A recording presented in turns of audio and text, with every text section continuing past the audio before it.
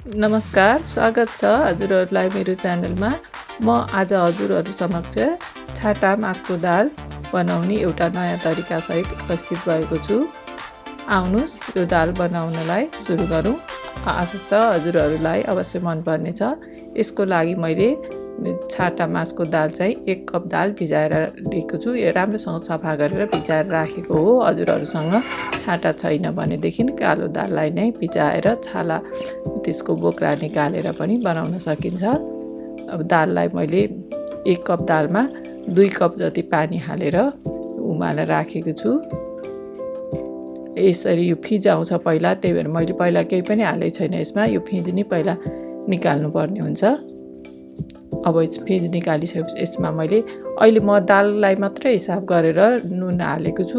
चिया चम्चाले आधा चम्चा नुन र 1/4 चम्चा चाहिँ नि बेसार हालेको छु र बास्नाको लागि 2-3 ल्वाङ र 1 ठुलो चम्चाले 1 चम्चा घिउ राखेको छु। अहिले यति मात्रै हाल्ने हो दाललाई। अब दाललाई चाहिँ उम्लिन राखेर यो दाल चाहिँ नि पाक्नुपर्छ तर गल्नु चाहिँ हुँदैन। यसको लागि मसलाको लागि मैले 2टा गोलभेडा, अलिकति धनिया, हरियो खुर्सानी र प्याज लिएकी छु। मिडियम साइजको 2टा प्याज, 2टा गोलभेडा। दाल चाहिँ यतिको भएको छ। दाललाई कति नरम भयो यसो बिचमा एकचोटि चेक गर्नुपर्छ। दाल चाहिँ नि नरम भइसक्यो भने अब यसलाई साइडमा राखेर हामी मसला बनाउन जाँदैछौँ। यसको लागि मैले यो सानो डाडुले 2 डाडु घिउ राखेकी छु। दाल चाहिँ नि तेलमा भन्दा घिउमै बनाउँदा मिठो हुन्छ। अब तेल तातेपछि म यसमा प्याज राख्दैछु। यसमा औरथोक अहिले केही फुराउनु पर्दैन। प्याज चाहिँ हामीले कोरेर राखे पनि हुन्छ, मसिनो पारेर काटेर राख्दा पनि हुन्छ, आफ्नो सुविधा अनुसार। च्यानलमा पहिलोपल्ट आउनु भएको छ भने च्यानललाई सब्सक्राइब गर्नुहोला, लाइक, कमेन्ट र सेयर गर्न नबिर्सिनुहोला।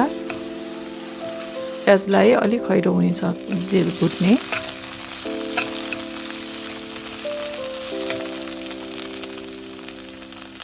कोरेर ग्राइन्ड गरेर राख्यो भने चाहिँ प्याज भुट्न अलिक टाइम लाग्छ, काटेर राख्दा अलिक छिटो भुटिन्छ।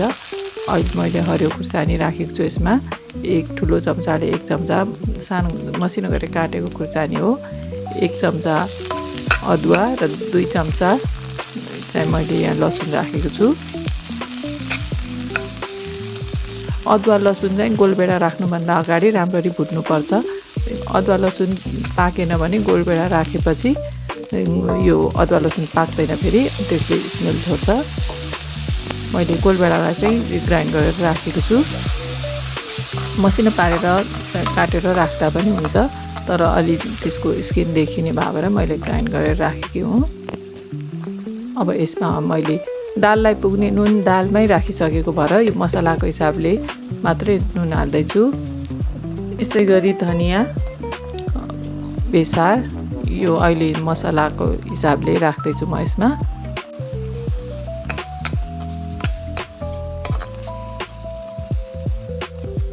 साधारण मसला राख्ने हो, यसमा अरू कुनै खास राख्नु पर्दैन। नुन, खुर्सानी, बेसार, यसमा जिरा राख्नु पर्दैन, धनिया मात्रै राख्ने हो। र दाललाई पाकेर बसेको दाललाई अब मसलामा मिसाएर यसलाई चाहिँ नि मिडियम आँचमा पकाउनुपर्छ। आँच अझ सिम गरेर पकाउँदा पनि हुन्छ, अलि टाइम लाग्ने गरी। ठुलो आँच नहोस्। र यसमा बोइल आइसकेपछि चाहिँ यसलाई सिम गरेरै पकाउने हो। दाल चाहिँ नि दालको दाना चाहिँ नि सिँगै बसोस्, पाकोस् तर नगलोस्, त्यसरी बनाउनु पर्ने हुन्छ। र यो दाल चाहिँ हामी रोटीसँग, पराठासँग, जेसँग खाना पनि, भुजासँग खाए पनि हुन्छ। अब म थोरै गरम मसला राख्दैछु यसमा। दाल तयार भइसकेपछि यो दाल हाम्रो लगभग बनिसकेको छ। अब यसमा माथिबाट थोरै कसुरी मेथी राख्दैछु। यो अप्सनल हो, तर यसले बास्ना र स्वाद चाहिँ नि बढाउँछ।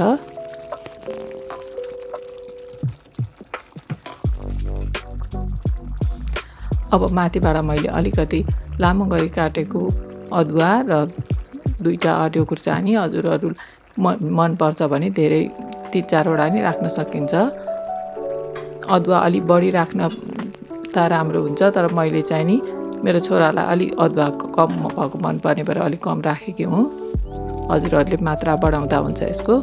र यसमा लेमन जुस पनि हालिन्छ, तर यो सर्भ गर्ने बेलामा मात्रै हाल्दा हुन्छ।